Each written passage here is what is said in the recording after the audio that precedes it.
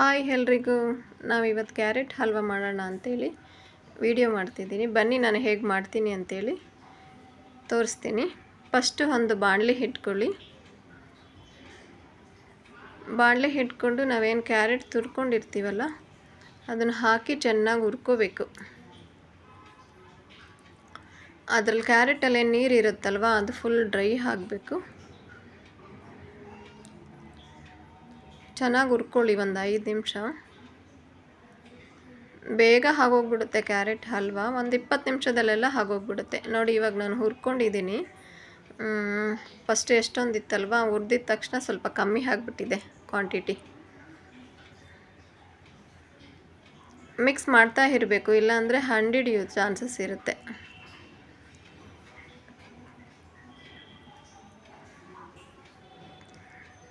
ಕಮ್ಮಿ ಸಾಮಗ್ರಿಲಿ ಬೇಗ ಮಾಡ್ಕೊಳ್ಳುವಂತಹ sweet, healthy sweet.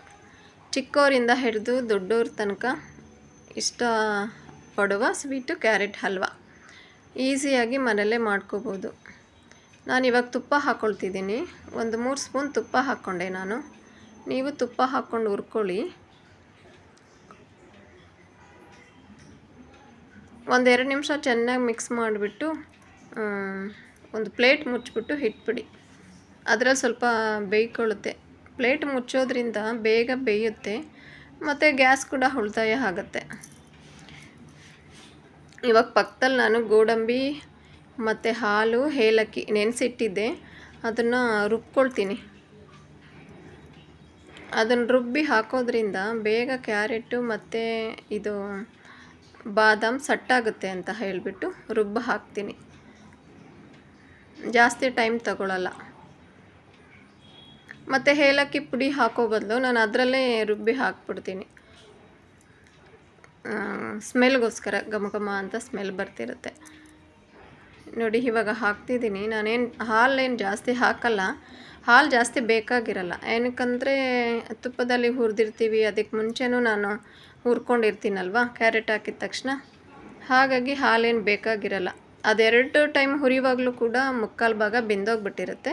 ಇನ್ನು ಹಾಲು ಹಾಕ್ತೀವಲ್ಲ ಸ್ವಲ್ಪ, ಹಾಲು ಮತ್ತು ಬಾದಾಮು, ಅವಾಗ ಒಂದು 5 ನಿಮಿಷ ಬಿಟ್ಟರೆ ಚೆನ್ನಾಗಿ ಮಿಕ್ಸ್ ಮಾಡಿ ಪ್ಲೇಟ್ ಮುಚ್ಚಿಬಿಟ್ಟು ಬಿಟ್ಬಿಡಿ, ಬೆಂದೋಗ್ಬಿಡುತ್ತೆ. ಇನ್ನು ಸಟ್ ಕೂಡ ಆಗುತ್ತೆ.